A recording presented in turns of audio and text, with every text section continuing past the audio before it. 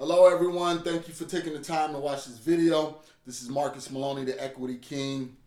And before we get started today, I want to congratulate you all, first of all, because we officially hit 1,000 subscribers to this YouTube channel.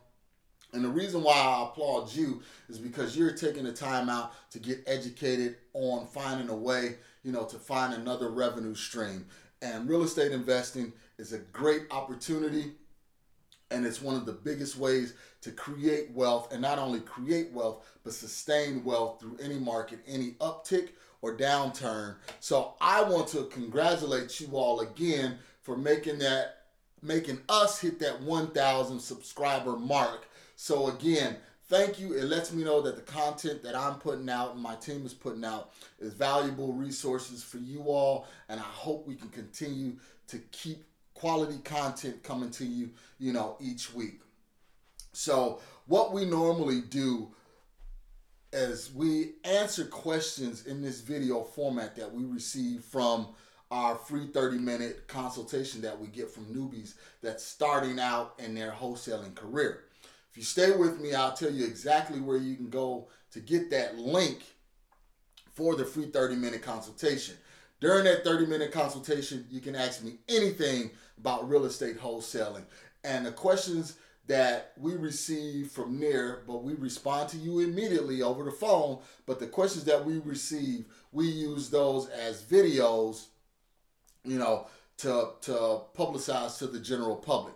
So today, one of the things that I want to touch on is one of the biggest fears that I've noticed and that real estate wholesalers speak on when they're getting started.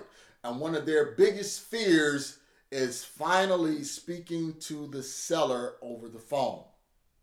One of the biggest fears in the general public is the fear of public speaking. No one likes to get up and speak in front of large crowds.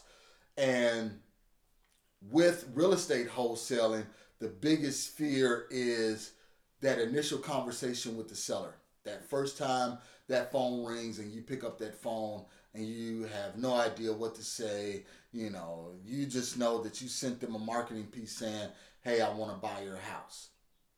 Well, what I want to do is I want to show you the top 12 questions that we ask to close deals over the phone.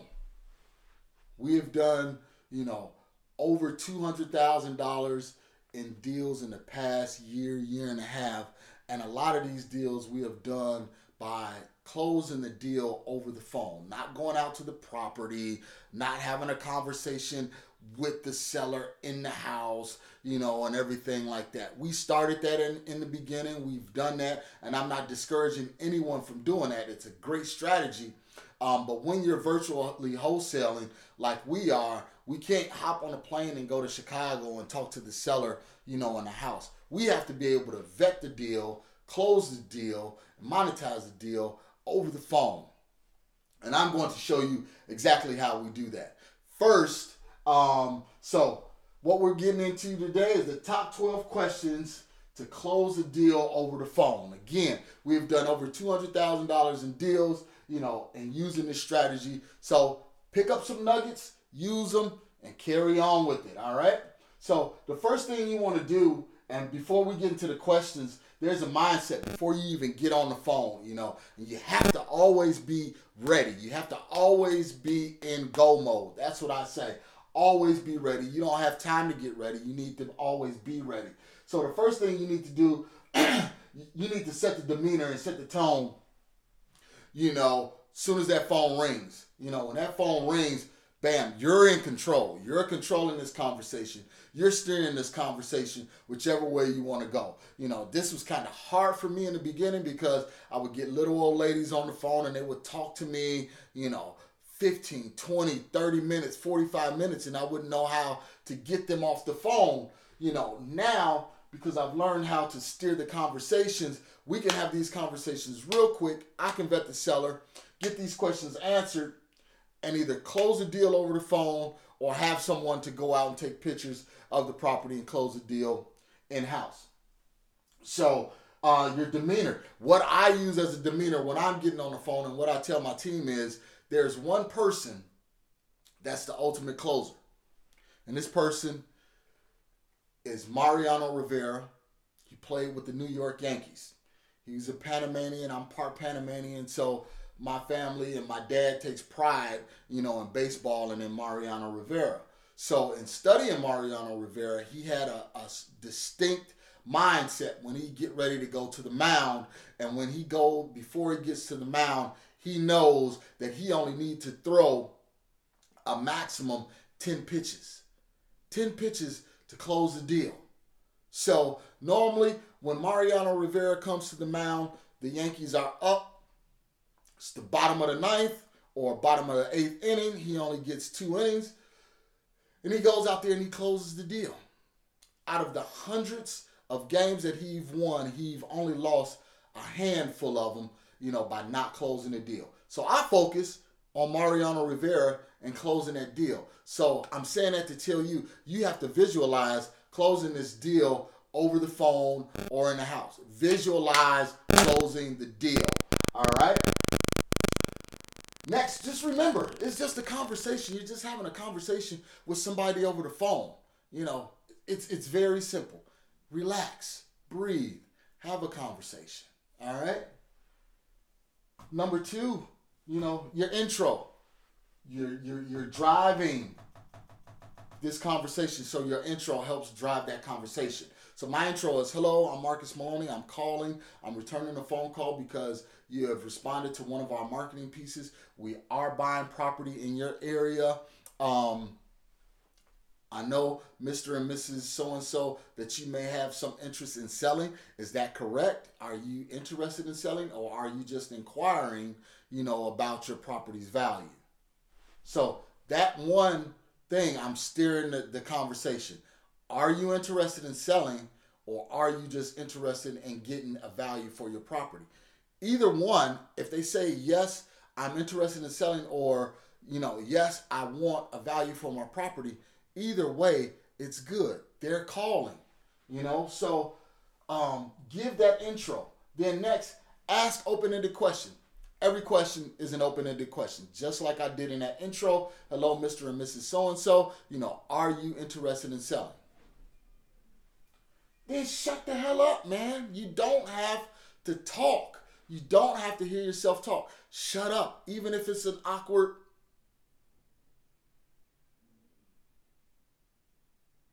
Right, silence. Even if it's an awkward silence, just shut the hell up, because they're going to want to fill that space with noise. And normally, noise, the conversation is about their property. So they're going to fill that void with something, some information about this property. And that information is going to be valuable. I guarantee you. I'll show you why. Okay? So now let's roll into the questions. Real quick, I know you might not be able to see this. I wanted to put it all, in one space, but I'll show you where you can get these questions from. We have a lead sheet that have these questions, all right? So, first question is, any particular reason why you're interested in selling? Mr. and Mrs. Smith, you're calling me because you have an interest in selling. Why? What is that interest? Why are you interested in selling? Okay? Then you move to the next question. You make sure you write this information down, because you're going to go back and you're going to refer to all of these questions that you asked. Okay, so next is this your primary property, or is this an investment property? The reason why this question is so important is because if it's their primary property, you're going to go a different way and getting that property under contract, because they're going to need to move out. They're going to need to either find a new home to buy, or they're going to need to find a rental property to move into, or something like that. And they're more than likely they have heartfelt ties to the property. Versus an investment property is just all about the numbers. That's it. All right? Next, why have you decided now, at this moment, why have you decided now to sell? Okay? This question here is going to refer back to this question here.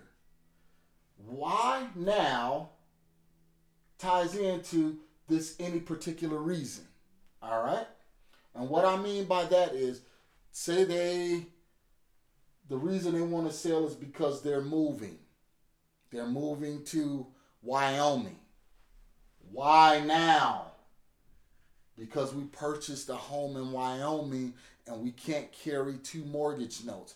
We can't have a property here in Arizona and a property in Wyoming. So there is motivation here. Okay? All right? So now, you know, if the property is an investment property, you know why they want to sell, and you know why they want to sell now. Okay? Now, the next thing, great. Can you walk me through the property? Help me visualize the property. I don't want to waste your time, you know, by coming out to the property, scheduling and everything like that. Just help me visualize the property. Walk me through the property, you know. And as they're walking you through the property, make stops along the way, you know. So they'll say, well, as you come in through the front door, to the right, there's the living room, you know, to the left, there's the bathroom, so on and so forth. Then you start asking them, okay, well, now you're walking me into the kitchen. Is there any updates? You know, have you done any updates to the property? You know, if so, when was the last time you done updates? That way you can start visualizing the condition of the property. So if they say, yeah, we did updates to the property about 10, 15 years ago. So if they did properties 10 to 15 years ago, naturally they may not have solid surface counters. They may have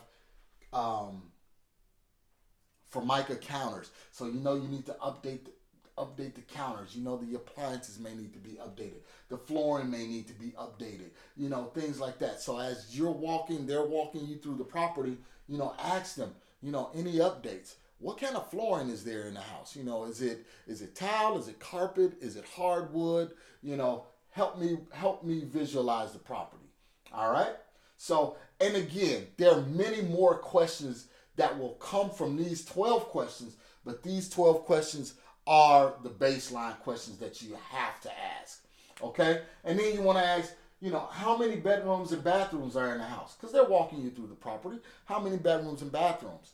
Well, there's 4 bedrooms, 2 bathrooms. All right? Now, what is the condition of the bathrooms? You're not too worried about the condition of the bedrooms because normally the bedrooms is carpet, paint, maybe new windows. But the bathrooms, you know, what's the condition of the plumbing? You know, the vanity, is it a solid surface vanity? So on and so forth. So you want to know the condition of the bathrooms.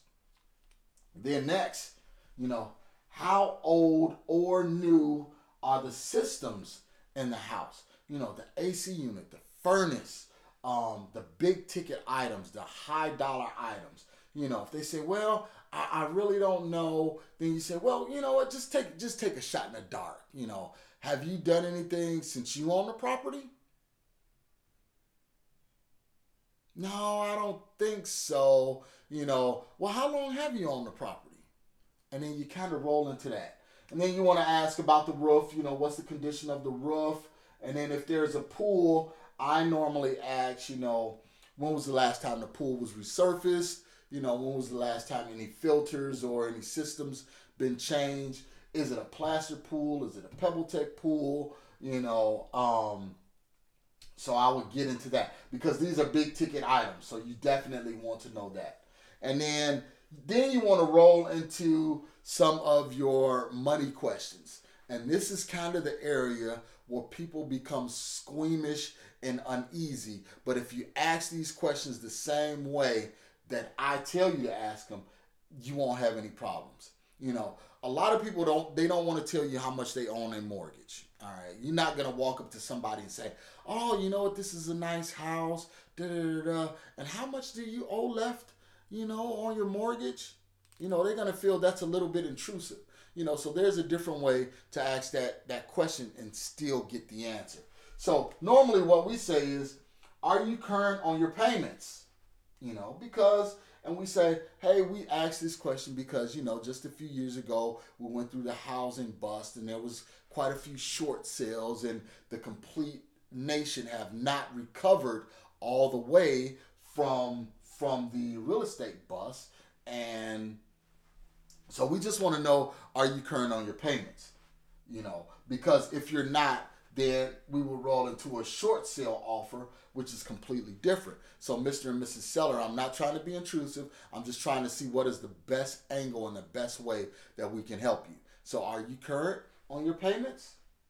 Yes. Okay. Great. That's wonderful. That's good to know. Glad you're current on your payments. Okay. Now, you are current on your payments. Now, approximately how much do you owe on your mortgage? And again, we ask that question to make sure, you're not upside down. There's no mortgage stress or anything like that, because the market have fluctuated. Properties have went down in value. Some properties went up in value. We just want to see kind of where you're at. So do you know approximately, how much you owe left on your mortgage? Once you phrase it like that, they will definitely give you the answer. They will say, well, I'm not sure right now. Then you say, well, just, approximately. Is it 100,000? Is it 200,000?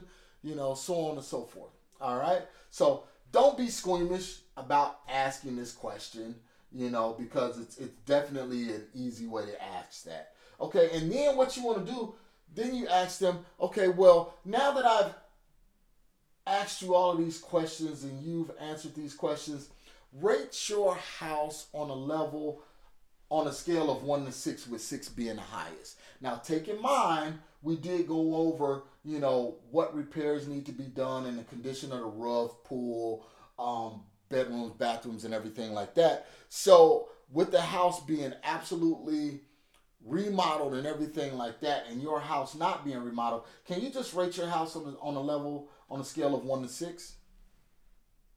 Then after they give you a rating, then you ask, if they say, well, I believe our house is around a 3, then you ask them, oh, well, why not? Why not higher? Why not a 4? You're going back to ask these same questions in a different way, okay? You're asking the same questions in a different way. You have to keep repeating the same questions, because a lot of people are not forthcoming and they won't be honest. But if you say, okay, well, why not? Why don't you rate your house, a 6 out of 6 instead of a 4 out of 6? Well, because, we possibly need to do this or that. And now you're finding out some more information about the property. And if they rated it 6, ask, well, why do you think it's a 6? Why so high? And then that way you can gauge, their realistic or their reality about the value of their house. Okay? And then ask the money question. What would you like to get for your property and why? What would you like to get for your property and why? And one thing I want to point out, so you just shut up. First of all, what would you like to get for your property? And be quiet. A lot of them say, well, I don't know what the market is, blah, blah, blah, blah, blah, so on and so forth. Then just say, well, just throw me out a number. I'm just trying to see, if, just trying to see, kind of get a gauge of what you think your house is worth. All right. And as you can see, not your house, your property. As you can see, I've underlined property. I've underlined property. At no place on here do you see I say your house.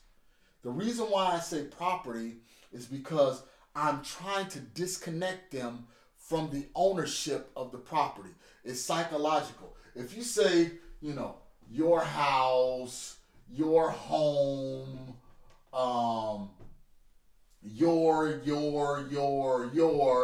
it's constantly giving them ownership. What you're trying to do is you're trying to disconnect them with the house. And the reason being is because they're interested in selling. So they want to be disconnected from this property, and you psychologically have to disconnect them from this property. So I never say your home, your house. I always say the property. The property. So it eliminates ownership. it was just a strategy that I've learned and something that I've been doing. And honestly, I don't know if it's working or not, but I know that psychologically it disconnects them from the house.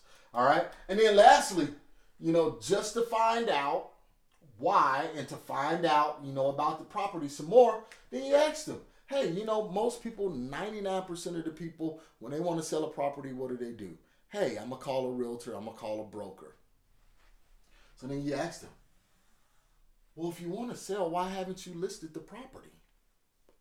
I'm kind of, help me understand. How come you haven't listed the property? And then they'll go into, well, I don't want to pay the realtor fees, commissions, closing costs. I don't want to make repairs. I don't want people coming in and out of my house. So once you find these things out, especially why they haven't listed it with the realtor, that gives you a great opportunity to get that property under contract. So real quick, these 12 questions is the strategy that we've been using, that I've been using to close deals over the phone. I sit here sometimes in my home office or my team, and we will call Chicago and close deals in Chicago over the phone, 2,500 miles away. People say, well, how do you do that? You haven't seen the pictures. You haven't seen the property or anything like that. If you subscribe below, I'm telling you, you will see exactly how we do this. We will show you how we virtually wholesale deals monthly in different markets. So, again, this is Marcus Maloney, the Equity King. If you found this information valuable, make sure you subscribe below. And to get that 30-minute free consultation with myself personally, we'll have a phone call. You can ask me any question you want about this or anything else regarding wholesaling. Go to the description below. You'll be able to fill out your information. There's a link down there. That'll come directly to us. I'll send you an email replying that we did receive your consultation request. Then we'll schedule an appointment with you. I've been doing this for some years now. And again, thank you to the 1,000 subscribers. We look to build more subscribers because we want to give away some more of this valuable content and information. I was blessed to have someone to help me get started and to push me along this journey. And I want to make sure that I reciprocate that blessing by helping others. So again, it's Marcus Maloney, the Equity King, signing off. Please like and subscribe below. See you next week.